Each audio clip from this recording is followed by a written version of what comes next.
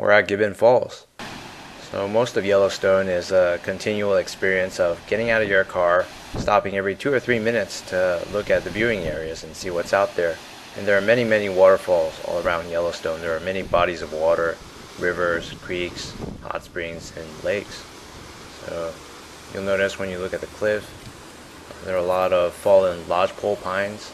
Lodgepole pines grow in abundance here, and in the burned areas where the forest is recovering, basically baby ones are sprouting up all over the place. They can grow really dense, and whenever you look at a cliffside like this, they're just strewn all over the logs.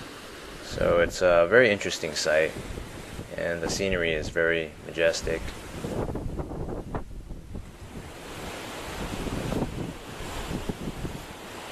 Here's a nice rainbow I filmed from the car. And here you can see it's actually a double rainbow. There's a lighter one on top. And you know how rainbows are. Sometimes, depending on where your position is, how much, light rain there is, it can change in an instant. And you can get out of your car to try to take photos or videos, and it won't look as it does to your eye. But in this case, it was not too bad. It's pretty amazing to look at, even though it's a pretty ordinary event around the world. And here's a zoomed in view.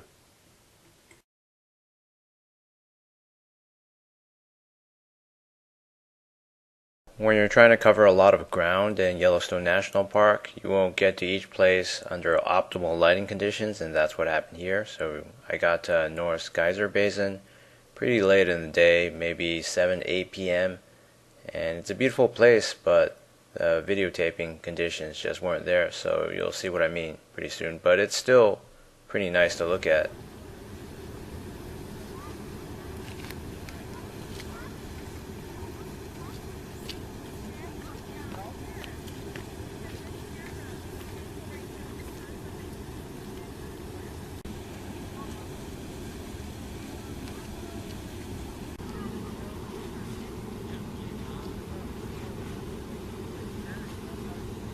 Watching funerals at dawn or dusk still has its charms, though.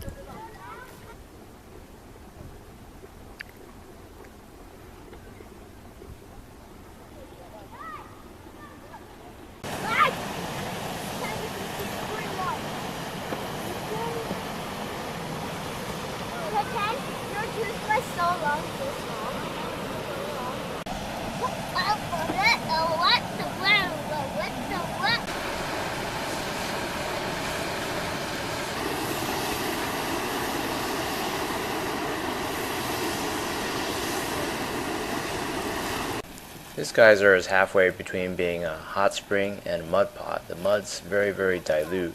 I don't know if it'll become thicker as Yellowstone becomes drier as fall approaches.